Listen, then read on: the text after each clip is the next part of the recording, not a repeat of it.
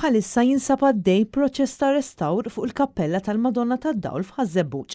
Din il-kappella hija waħda mit-13 il-proġett fl-aħħar skema ta' restawr għal kunsilli lokali. Proġett li kien propost mill-Kunsill Lokali ta' Ħażebbuġ stess, xogħol li beda f'Settembru ta' din is-sena u li mistenni jkun lest fi żmien sena. Il-kappella dedikata lil Madonna tad-Dawl hija waħda mill-eqdem kappelli f'Ħażebbuġ. Qabel inbniet din il-kappella, fil-post kienet teżisti kappella oħra. Fil-gwerra l-kappella ħelsita ħafif minn bomba meta din waqgħet fil-viċin u ma splodiċ.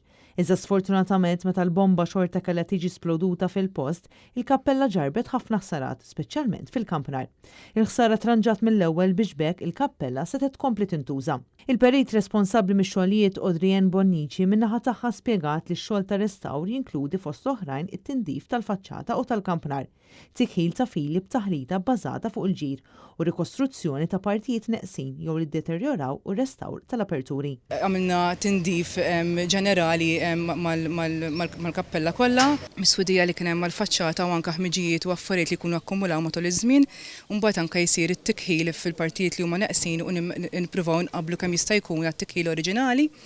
Sar tindif ukoll fuq il-partit isfel tal-faċċata fejn kien hemm ħafna kisi li dejjem kulħadd iżid biċċa maż-żmien u x'in neħħejna l-kisi kien hemm ħsara mhix ħażin, issa anke nkunu nistgħu nagħmlu tibdil ta' ġebel fejn ħsara tkun estensiva wisq.